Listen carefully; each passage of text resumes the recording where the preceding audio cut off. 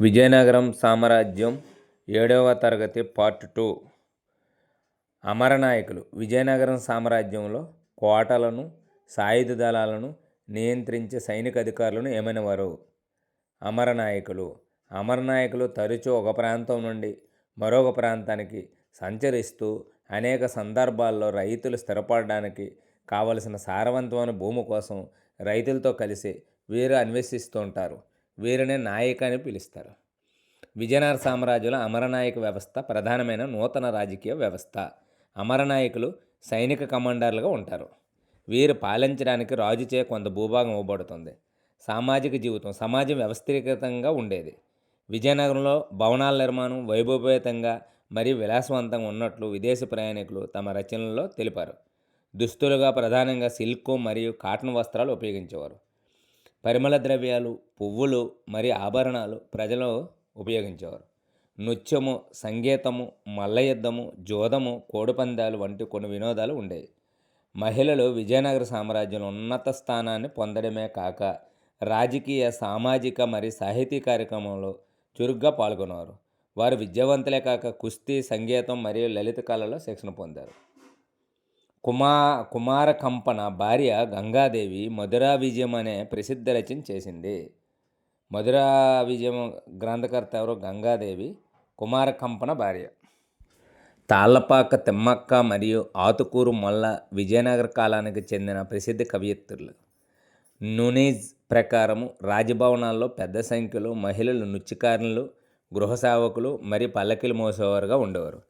ఏకపత్ని వ్రతము సాధారణంగా అమల్లో ఉండేది, కానీ రాజకుటుంబాల్లో బహుభార్యత్వం ఉండేది. వితంతులు తిరిగి వివాహం చేసుకోవచ్చు. ఆర్థిక పరిస్థితులు. విదేశీ ప్రయాణికులు కథనాల ప్రకారం విజయనగర సామ్రాజ్యం ప్రపంచంలో అత్యంత సంపన్న ప్రాంతాల్లో ఒకటి. వ్యవసాయం ప్రధాన వృత్తిగా కొనసాగింది. నీటిపారుదల సౌకర్యాలు మెరుగుపడ్డాయి. నీటిపారుదల వ్యవస్థ నియంత్రించుకున్నారు. కొత్త చెరువులు నిర్మించుకున్నారు. ఏ నదికి విజయనగర పాలకులు ఆనకట్టలు కట్టారంటే తుంగభద్ర నదికి విజయనగరం పాలకులు ఆనకట్టలు కట్టారు. అనేక పరిశ్రమలు స్థాపించబడ్డాయి. లోహ కార్మికులు మరియు ఇతర హస్తకళాకారులు అభివృద్ధి చెందాయి. కర్నూలు మరియు అనంతపురం జిల్లాలో వజ్రాల గనులు ఉండేవి. విజయనగర సామ్రాజ్యం వాణిజ్యానికి గొప్ప కేంద్రం. విజయనగర సామ్రాజ్య కాలంలో గొప్ప నాణ్యము బంగారు నాణ్యము ఉండేది. ఏది? వరాహ. విజయనగర సామ్రాజ్య కాలంలో గొప్ప నాణ్యము వరాహ అనేది బంగారు నాణ్యం. రాజ్యం లోపల తీర ప్రాంతాల ద్వారా సముద్రాలపై వ్యాపారం వల్ల సుసంపన్నంగా ఉండేది. మలబార్ తీరంలో అనేక నౌకాశ్రయాలు ఉండేవి. మలబార్ ప్రాంతంలో ప్రధాన నౌకాశ్రయం కన్ననూరు. ఈ మలబార్ ప్రాంతం అనేది ఏ రాష్ట్రం? కేరళలో మలబార్ ప్రాంతంలో ప్రధాన నౌకాశ్రయం కన్ననూరు. విజయనగర సామ్రాజ్య పాలకులు ఎవరితో వర్తక సంబంధాలు కొనసాగించారు? పశ్చిమ Arabia, Persia, south Africa, Portugal, తూర్పు బర్మా, మలయ ద్వీపకల్పం, చైనా. ప్రత్తి మరియు పట్టు, సుగంధ ద్రవ్యాలు, బియ్యము, ఇనుము, సూర్యకారం మరియు చక్కెర ఎగుమతుల్లో ప్రధాన వస్తువులు. విజయనగర రాజులు గుర్రాలు, ముత్యాలు, రాగి, పగడము, పాదరసము, చైనా పట్టు మరియు వెల్వెట్ వస్త్రాలు దిగుమతి చేసుకున్నారు. ఓడల నిర్మాణ కళ అభివృద్ధి చెందింది. విజయనగర రాజవంశ కాలంలో సందర్శించిన విదేశీ యాత్రికుల జాబితా. ఇబ్న్ బటూటా మొరాకో యాత్రికుడు. ఇతను మొదటి హరిహర రాయల కాలంలో వచ్చాడు. ఇబ్న్ బటూటా మొరాకో యాత్రికుడు, మొదటి హరిహర రాయల కాలంలో వచ్చాడు. నికోలా కంటే అనే ఇటలీ యాత్రికుడు ఎవరి కాలంలో వచ్చాడంటే రెండో దేవరాయలు. నికోలా కంటే అనే ఇటలీ యాత్రికుడు ఎవరి కాలంలో వచ్చాడంటే రెండో దేవరాయలు. అబ్దుల్ రజాక్ అనే పర్షియన్ యాత్రికుడు ఏ విజయనగర పాలనా కాలంలో సందర్శించాడంటే రెండో దేవరాయలు. అబ్దుల్ రజాక్ అనే పర్షియన్ యాత్రికుడు రెండో దేవరాయల కాలంలో సందర్శించాడు. డువార్టే బార్బోసా అనే పోర్చుగీస్ యాత్రికుడు ఎవరి కాలంలో వచ్చాడు? శ్రీకృష్ణదేవరాయలు. డువార్టే బార్బోసా అనే పోర్చుగీస్ యాత్రికులు శ్రీకృష్ణదేవరాయలు. డొమింగో పేజ్ అనే పోర్చుగీస్ యాత్రికుడు ఎవరి పాలనాకాలం విజయనగర సామ్రాజ్యం సందర్శించారంటే Srikrishnadevarayalu. Duarte, Barbosa, Domingo Paes, Srikrishnadevarayalu. Fernando Nunez అనే పోర్చుగీస్ యాత్రికుడు ఎవరి కాలంలో వచ్చాడు? అచ్యుత దేవరాయలు. కళలు మరియు నిర్మాణాలు. సాంస్కృతిక సేవ. ఎత్తైన గోపురాలు, ముఖద్వారాలు మరియు ఆలయ ప్రాంగణాలు, చెక్కిన స్తంభాల్లో కళ్యాణ మండపం నిర్మాణాలు విజయనగరం వాస్తుశిల్పం యొక్క ముఖ్య లక్షణాలు. స్తంభాలపై ఉన్న శిల్పాలు విలక్షణమైన లక్షణాలతో చెక్కారు. విజయనగరం స్తంభాల్లో కనిపించే సాధారణ జంతువు గుర్రం. పెద్ద దేవాలయాల్లో 100 నుంచి 1000 స్తంభాలు ఉన్నాయి. విజయనగరం యొక్క శిల్పకళా శైలిలో అతి ముఖ్యమైన దేవాలయాలు కొనుగోలబడ్డాయి. విఠలస్వామి దేవాలయం, హజార రామాలయం దేవాలయాలు విజయనగర సామ్రాజ్యంలో ఉన్నాయి. కాంచీపురంలో వరదరాజ దేవాలయం మరియు ఏకాంబర దేవాలయాలు విజయనగర నిర్మాణ శైలికి ఉదాహరణ. కాంచీపురంలో వరదరాజ దేవాలయము మరియు ఏకాంబర దేవాలయాలు విజయనగర నిర్మాణ శైలికి ఉదాహరణ. తిరుపతిలో శ్రీకృష్ణ దేవరాయలు మరియు అతని రాణుల యొక్క లోహ చిత్రాలు లోహ పనితనానికి ఉదాహరణ. విజయనగర పాలకులు సంగీతం, నృత్యాన్ని ఆదరించారు. విజయనగర పాలకుల టైంలో అభివృద్ధి చెందిన భాషలు సంస్కృతం, తెలుగు, కన్నడం, తమిళ. విజయనగర పాలకుల టైంలో అభివృద్ధి చెందిన భాషలు సంస్కృతం, తెలుగు, కన్నడం, తమిళం. సంస్కృతి, తెలుగు సాహిత్యాలు గొప్ప అభివృద్ధి జరిగింది. శ్రీకృష్ణదేవరాయలు ఏ భాషల పండితుడు? సంస్కృతం, తెలుగు. కళలు మరియు సంగీతం. విజయనగర సామ్రాజ్య కాలంలో కర్ణాటక సంగీత సాంప్రదాయం అభివృద్ధి చెందింది. విజయనగర సామ్రాజ్య కాలంలో కర్ణాటక సంగీత సాంప్రదాయం అభివృద్ధి చెందింది. సంగీత సర్వస్వం అనే గ్రంథాన్ని రాసింది విద్యారణ్యస్వామి. సంగీత సర్వస్వం అనే గ్రంథం రాసింది విద్యారణ్యస్వామి. మహానాటక సుధానిధి రచన ఎవరిది? ప్రౌఢదేవరాయలు. మహానాటక సుధానిధి రచన ఎవరిదంటే ప్రౌఢదేవరాయలు. మహానాటక సుధానిధి సంగీతానికి చెందినది. కర్ణాటక సంగీత త్రయము దీక్షితార్, శ్యామశాస్త్రి, త్యాగరాజస్వామి. కర్ణాటక సంగీత త్రయము దీక్షితార్, శ్యామశాస్త్రి, త్యాగరాజస్వామి. దీక్షితార్, శ్యామశాస్త్రి, త్యాగరాజస్వామి వారు ఏ ఆస్థానానికి చెందినవారు? తంజావూరు. నృత్య రూపాలు. అత్యంత ప్రజాదరణ పొందిన నృత్య రూపం భరతనాట్యం. విజయనగరం టైంలో అత్యంత ప్రజాదరణ పొందిన నృత్య రూపం భరతనాట్యం. భరతనాట్యము భరతముని చేత పరిచయం చేయబడింది. భరతనాట్యం గురించి వివరణాత్మక సమాచారం కలిగి ఉన్న నాట్యశాస్త్ర పుస్తకాన్ని భరతముని రచించారు. కూచిపూడి నృత్యం రూపొందించిన సిద్ధేంద్ర యోగి. కూచిపూడి నృత్యం కూడా ప్రసిద్ధి చెందిన నృత్యం. కాకతీయుల యొక్క నృత్య రూపం పేరిణి. కాకతీయుల యొక్క ఇదైతే పేరిణి. ఎక్కడైతే విజయనగర సామ్రాజ్యంలో అయితే భరతనాట్యం. భాగవతం నుండి ప్రత్యేకంగా ఉద్భవించిన ఇతివృత్తాలతో యక్షగానమైన నృత్య రూపం కూడా ప్రజాదరణ పొందింది.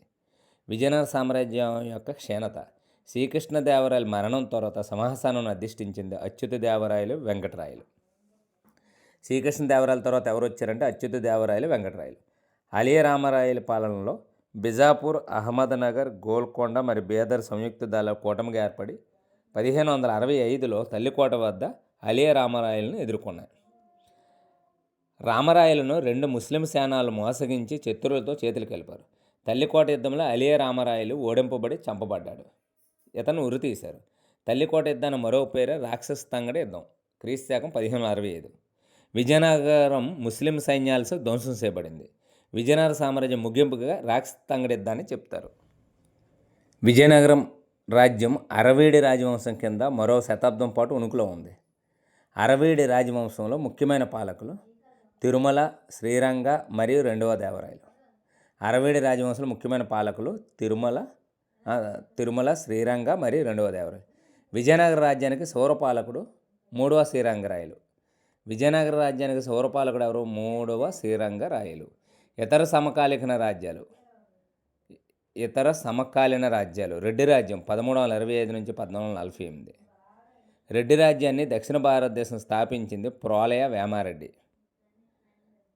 రెడ్డి రాజ్యాన్ని దక్షిణ భారతదేశంలో ప్రోలయ వేమారెడ్డి స్థాపించారు. రెడ్డి రాజుల పాలనాకాలం 1325 నుంచి 1448.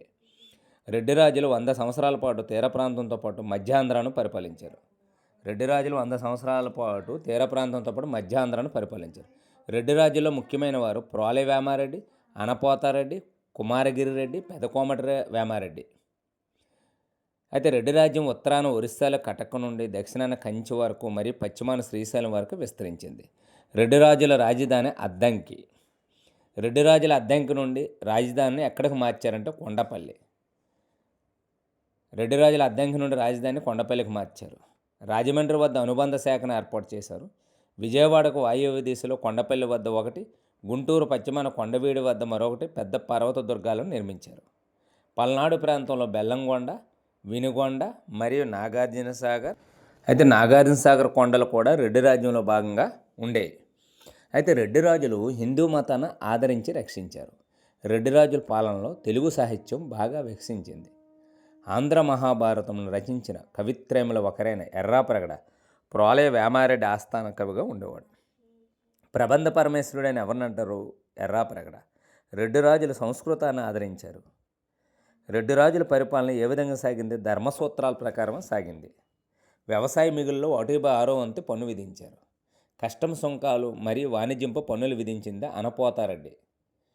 కస్టమ్ సుంకాలు మరియు వాణిజ్యంపు పన్నులు ఎవరు విధించారంటే అనపోతారెడ్డి. రెడ్డి రాజుల కాలంలో నౌకాశ్రయం ద్వారా సముద్ర వ్యాపారం జరిగింది. ఏ నౌకాశ్రయము? మోటుపల్లి. రేచార్ల ప్రభువులతోనూ మరియు ఒరిస్సాకు చెందిన గజపతులతో జరిగిన యుద్ధాల కారణంగా వీరి రాజ్యం క్షీణించింది. రెడ్డి రాజులు గోల్కొండ ముస్లిం రాజుల సామ్రాజ్యంలో సామంతులుగా స్థిరపడవలసి వచ్చింది. బహ్మనీ రాజ్యం. బహ్మనీ రాజ్యాన్ని స్థాపించింది అల్లావుద్దీన్ బహ్మన్ షా. బహ్మనీ రాజ్యాన్ని స్థాపించిన సంవత్సరం 1347. అల్లావుద్దీన్ బహ్మన్ షాకు మరొక పేరు హసన్ గంగు. హసన్ గంగు రాజధాని గుల్బర్గా. బహ్మనీ రాజ్యాన్ని ఎంతమంది సుల్తాన్లు పరిపాలించారంటే 14 మంది. బహ్మనీ సామ్రాజ్యంలో ముఖ్యమైన వారు అల్లావుద్దీన్ బహ్మన్ షా, మొదటి మహమ్మద్ షా, ఫిరోజ్ షా. గుల్బర్గా నుండి రాజధాని ఎక్కడికి మార్చారంటే అహ్మద్ అలీ షా. గుల్బర్గా నుండి రాజధాని మార్చింది ఎవరంటే అహ్మద్ అలీ షా. 3వ మహమ్మద్ షా పాలనలో బహ్మనీ రాజ్యం యొక్క బలము బాగా ఉన్నత స్థాయికి చేరింది.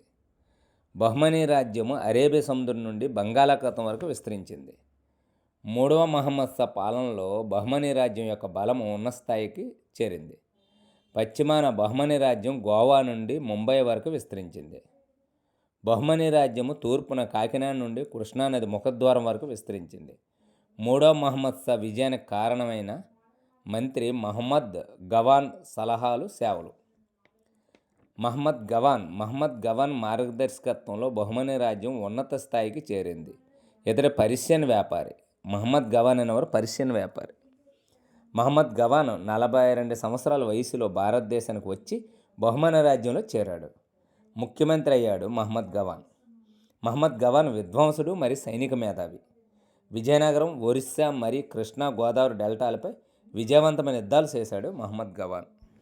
బహ్మనీ సామ్రాజ్యమును విస్తరించినది మహమ్మద్ గవాన్. సుల్తాన్ యొక్క అధికారాన్ని పెంచడం కోసం ప్రతి రాష్ట్రంలో అధికారులు నియమించడం, ప్రభువుల ప్రాంతాలపై సుల్తాన్ నియంత్రణ పెంచడమే దీని ఉద్దేశం. చాలా కోటలు అధికారుల నియంత్రణలో ఉన్నాయి. బాధ్యతలు విస్మరించిన ప్రభువులు వేతనాలు తగ్గించబడ్డాయి. దక్కన ప్రభువులు గవాన్కు వ్యతిరేకంగా కుట్ర పన్నారు. మరణశిక్ష విధించవలసిందిగా సుల్తాన్ను ప్రేరేపించారు. 3వ మహమ్మద్ షా ఏ సంవత్సరంలో మరణించారంటే 1482. 3వ మహమ్మద్ షా వచ్చిన వారంతా బలహీనులు. అందువల్ల బహ్మనీ రాజ్యం అహ్మద్నగర్, బేరార్, బేదర్, బెజాపూర్, గోల్కొండ అనే 5 భాగాలుగా విడిపోయింది. అయితే అంతర్వేది 2 నదుల మధ్య ఉన్న భూభాగం అంతర్వేది. 2 నదుల మధ్య ఉన్న భూభాగం. పిరంగులు యుద్ధాల్లో ఉపయోగించే శక్తివంతమైన తుపాకులే పిరంగులు. నాయిక చక్రవర్తి తరపున పౌర మరియు సైనిక విధులు నిర్వర్తించేవారే నాయిక. వ్యాపారులు అమ్మకము కొనుగోలు చేసేవారు. దండయాత్ర సాయుధ దళాల దాడి, ఆక్రమణ, ముట్టడి. హంపి వద్ద ఉన్న శిథిలాలు 1805లో ఇంజనీర్ పురాతత్వవేత్త అయిన కల్నల్ కొలిన్ మెకంజీ కాలంలో వెలుగులోకి వచ్చాయి. హంపి వద్ద ఉన్న శిథిలాలు 1805లో ఇంజనీరు పురాతత్వవేత్త అయిన కల్నల్ కొలిన్ మెకంజీ కాలంలో వెలుగులోకి వచ్చాయి. Colonel Mackenzie English East India company ఉద్యోగి మరియు మొదటి భారతీయ సర్వేయర్. మొదటి భారతీయ సర్వేయర్ ఎవరు?